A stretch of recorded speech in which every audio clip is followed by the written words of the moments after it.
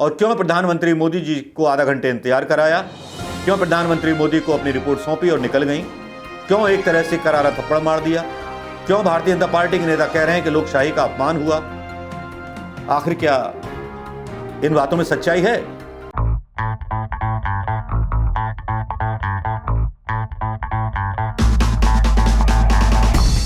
दोस्तों नमस्कार, मैं मनोज कुमार शर्मा एक बार फिर आपके बीच में। दोस्तों आज खबर करेंगे, मतलब खबरों पर बात करेंगे जो खबरें चलती रही। आज खबरों में आज राहुल गांधी की खबर बहुत ज़्यादा जोर शोर से चल रही थी ट्विटर पर। फिर ममता बनर्जी की एक ऐसी खबर आई जिस पर संघियों को और भाजपाई नेता को थोड़ी सी मिर्ची लग गई। तो मैंने कहा जिस पर मिर्ची लगी तो फिर क्यों ना मिर्ची और लगाई जाए। अब उनको मिर्ची लगी तो हम क्या करें, और हुआ क्या, कैसे हुआ, कब हुआ, क्यों हुआ, इसके बारे में थोड़ी सी बात करनी बहुत जरूरी है। क्योंकि अगर ये बात ना की तो बात अधूरी रह जाएगी। क्यों हुआ, कब हुआ, किस लिए हुआ, इसके पीछे और इसके नीचे और इसकी गर्त में भी जाना जरूरी है। दोस्तों आज हुआ क्या कि आज मीटिंग थी यस तूफान को लेकर के, प्रधानमंत्री मोदी जी ने आयोजित की थी यस चक्रवात को लेकर के।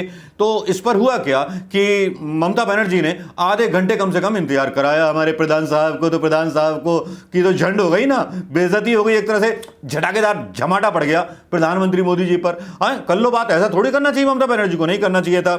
और आधे घंटे इंतजार कराया और कुछ फाइलें दी ममता बनर्जी ने और अपनी सफाई दे दी। और साथ में यह भी कहा कि एक राज्य के अपने राज्य के एक और इलाके के अधिकारियों से मुझे मिलने जाना है, इसलिए मैं ज़्यादा रुक नहीं पाऊंगी।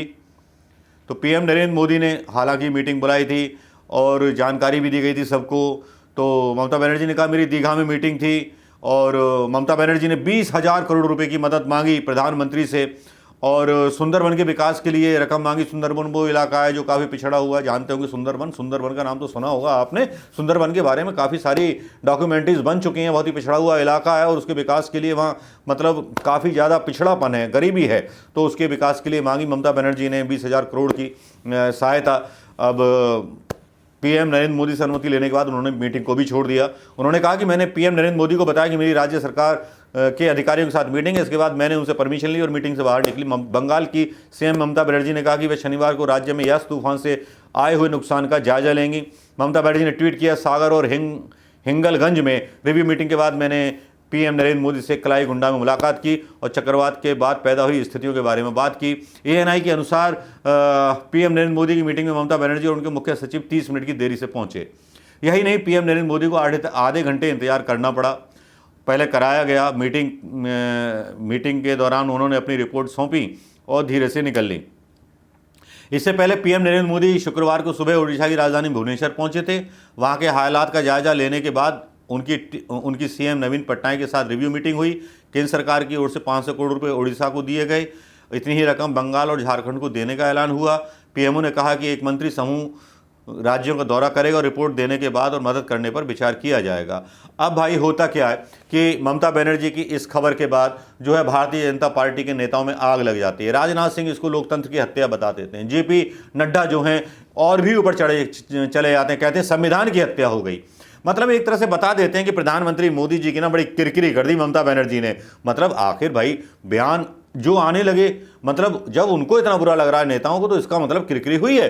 मोदी जी ने अपनी प्रतिक्रिया दी है, लेकिन इसके पीछे क्या राज थे, ऐसी क्या वजह हुई कि ममता बनर्जी इतनी नाराज हो गई?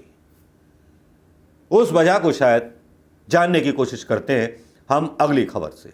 जो अगली खबर जुड़ी हुई है इसी चीज को लेकर के कि ममता बनर्जी क्यों नहीं रुकी और क्यों प्रधानमंत्री मोदी जी को आधा घंटे इंतजार कराया, क्यों प्रधानमंत्री मोदी को अपनी रिपोर्ट सौंपी और निकल गई, क्यों एक तरह से करारा थप्पड़ मार दिया, क्यों भारतीय जनता पार्टी के नेता कह रहे हैं कि लोकशाही का अपमान हुआ। आखिर क्या इन बातों में सच्चाई है? चलिए इसकी जांच करते हैं। एक खबर इसके बाद जो है ब्रेक होती है, और खबर ब्रेक इसलिए होती है कि यस साइक्लोन पर पीएम की समीक्षा बैठक में शुभेंदु को जो बुलाया गया उसकी वजह से ममता भड़क चुकी थी। उन्होंने पहले ही इरादे जाहिर कर दिए थे कि शुभेंदु अधिकारियों को बुलाया गया है, मैं मीटिंग में नहीं जाऊंगी। ममता बनर्जी का गुस्सा जायज भी था। क्योंकि इसमें चर्चा करना था प्रधानमंत्री मोदी को और बंगाल की मुख्यमंत्री ममता बनर्जी को इसमें शामिल होना था। लेकिन जब उनको पता चला कि पीएम मोदी की बैठक में शुभेंदु अधिकारी को भी बुलाया गया है तो ममता बनर्जी भड़क उठी। उन्होंने कहा यदि पीएम की मीटिंग में शुभेंदु अधिकारी शामिल होंगे तो मेरा जाना मुश्किल है। इसके अलावा उन्होंने कहा कि यास तूफान से हुए नुकसान के वितरण के दस्तावेज पीएम मोदी को सौंपने के लिए वो कालीकुंडा जाएंगी, जैसा कि वो गईं।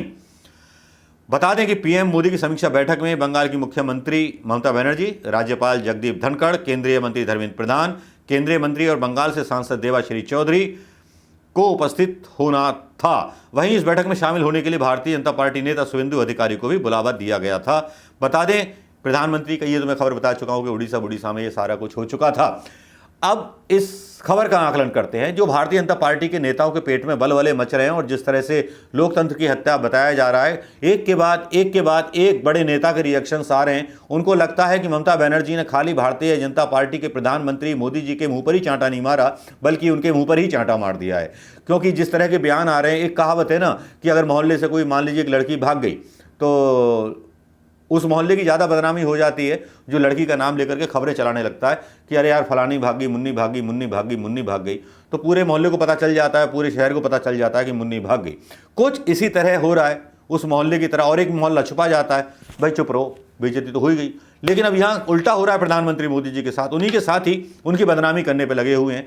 अब जिस तरह के रिएक्शन जेपी नड्डा के आ रहे हैं, राजनाथ सिंह के आ रहे हैं, और भी नेताओं के आ रहे हैं जो बोल रहे हैं कि लोकतंत्र की हत्या कर दी, ममता बनर्जी ने संविधान की हत्या कर दी, ये कर दिया, वो कर दिया, तो ये साबित करने के लिए काफ़ी है कि ममता बनर्जी का जो ये एक्शन है उसने बड़ा करारा झटका दिया है भारतीय जनता पार्टी सरकार को, और बड़ा करारा एक तरह से लोकतांत्रिक चांटा प्रधानमंत्री मोदी जी के गाल पर रसीद किया है उनकी उस गलती के लिए जिसमें उन्होंने शुभेंदु अधिकारी को भी बुलाया था। मतलब एक सीएम का महत्व एक ऐसे नेता के साथ कर देना जो विपक्षी दल का अभी नेता है। मतलब दोनों को बराबर जो था एक तरह से तरजीह देना, मुख्यमंत्री की वैल्यू कम करना। जब एक मुख्यमंत्री की वैल्यू कम की जाएगी तो जवाब तो ऐसा मिलेगा ही। प्रधानमंत्री मोदी जी सारे पॉलिटिक्स करते हुए ये भूल जाते हैं कि लोकतंत्र की खुद मर्यादा होती है। जो भारतीय जनता पार्टी नेता ये कह रहे हैं कि लोकतंत्र की हत्या कर दी ममता ने, संविधान की हत्या कर दी, तो कम से कम वो भारतीय जनता पार्टी नेता ये भी साफ कर दें कि उन्होंने कितनी बार लोकतंत्र की हत्या की, कितनी बार संविधान की हत्या की। प्रधानमंत्री मोदी जी ने कितनी बार संविधान और लोकतंत्र को अपने पैर की जूती समझ करके फर्श तले रौंदा है। शायद इस बारे में भी ये भारतीय जनता पार्टी के नेता बात कर लेते, लेकिन उस बारे में बात नहीं करेंगे। कहा जाता है कि आज का जो वर्तमान है कल का इतिहास बन जाएगा, और जो आने वाला भविष्य है वो आज का वर्तमान बन जाएगा।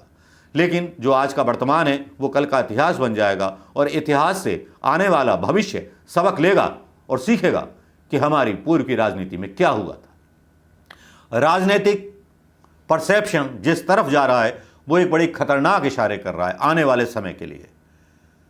ऐसे भयंकर अनिष्ट होने की आशंका को दर्शा रहा है कि आने वाले समय में जब सरकारें आएंगी तो वो भी बदले के लिए काम करेंगी। ममता बनर्जी का जो एक्शन था उससे आप कितने सहमत हैं? क्या ममता बनर्जी का यह कदम सही था, या एक करारा तमाचा उस तानाशाह के मुंह पर जरूरी था जो अपने हिसाब से हर चीज़ तय करता है, जो कोरोना वैक्सीन भी अपने हिसाब से मंगाता है, कोरोना के बारे में भी मापदंड अपने आप तय करता है, और कौन बैठक में आएगा कौन नहीं आएगा उसके बारे में भी वो तय करता है। तो फैसला आपके हाथ में है दोस्तों कि गलती किसकी है, ममता बनर्जी की, भारतीय जनता पार्टी के नेताओं की, या प्रधानमंत्री मोदी जी की वो गलती जिसमें शुभेंदु अधिकारी को बुलाया, या ममता बनर्जी का नाराज होना नाजायज़ था कि शुभेंदु अधिकारी को भी उस बैठक में आना चाहिए था, ममता बनर्जी फालतू गुस्सा कर रही थी। अब ये बहुत सारे एक्सेप्ट या क्वेश्चंस हो सकते हैं दोस्तों। तो अब आपकी राय, आपके कमेंट ममता बनर्जी के लिए सही था या गलत था, प्रधानमंत्री मोदी सही थे या गलत थे। आज भक्तों की भी राय लेते हैं, क्यों भक्तों, सही था या गलत था, लेकिन तमाचा तो लग ही गया प्रधानमंत्री मोदी जी के मुंह पर। नमस्कार दोस्तों, जय हिंद। शेयर करना और कमेंट करना मत भूलिएगा।